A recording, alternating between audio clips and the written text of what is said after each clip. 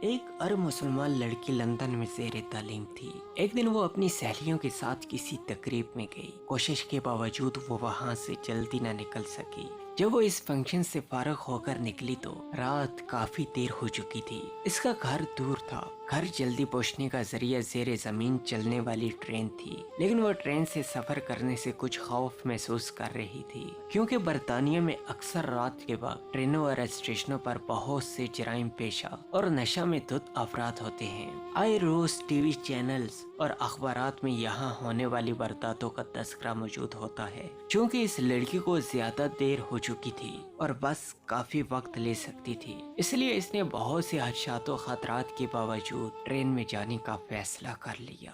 یہ بات پیش نظر ہے کہ یہ لڑکی بہت زیادہ آزاد خیال اور لبرل تھی۔ جب وہ اسٹیشن پر پہنچی تو یہ دیکھ کر اس کے جسم میں خوف کی ایک سرد لہر دوڑ گئی۔ یہ اسٹیشن بالکل سنسان ہے، صرف ایک شخص کھڑا ہے جو حلیے سے ہی جرائم پیشہ لگتا تھا۔ وہ انتہائی خوفزدہ ہو گئی۔ پھر اس نے ہمت کی اور خود کو سنبھالا، قرآنی آیات الکرسی کا ورد کرنا شروع کر دیا اور اسے جو کچھ زبانی یاد تھا جسے ایک عرصے سے وہ بھولی ہوئی تھی، سب کچھ پڑھ ڈالا۔ اتنے میں ٹرین آئی اور وہ اس میں سوار ہو کر بخیریت اپنے گھر پہنچ گئی۔ اگلے دن کا اخبار دیکھ کر وہ چونک اٹھی۔ اسی اسٹیشن پر اس کے روانہ ہونے کی تھوڑی دیر بعد ایک نوجوان لڑکی کا قتل ہوا اور قاتل گرفتار بھی ہو گیا۔ وہ پولیس اسٹیشن گئی اور پولیس والوں کو بتایا کہ قتل سے کچھ دیر پہلے وہ اسی اسٹیشن پر موجود تھی اور میں قاتل کو پہچانتی ہوں، اس سے کچھ پوچھنا چاہتی ہوں۔ جب وہ مجرم کی سیل کے سامنے پہنچی تو اس سے پوچھا،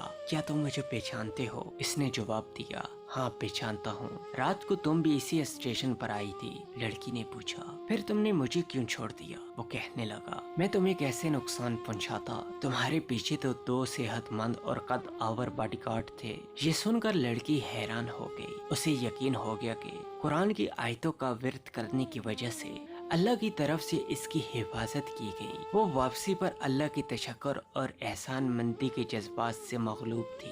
یہ قرآن کی برکت ہی ہے جو ہمیں مصیبتوں سے بچاتی ہے۔ اللہ تعالی ہمیں قرآن کو پڑھنے کی اور یاد کرنے کی توفیق دے، آمین۔ Hey there.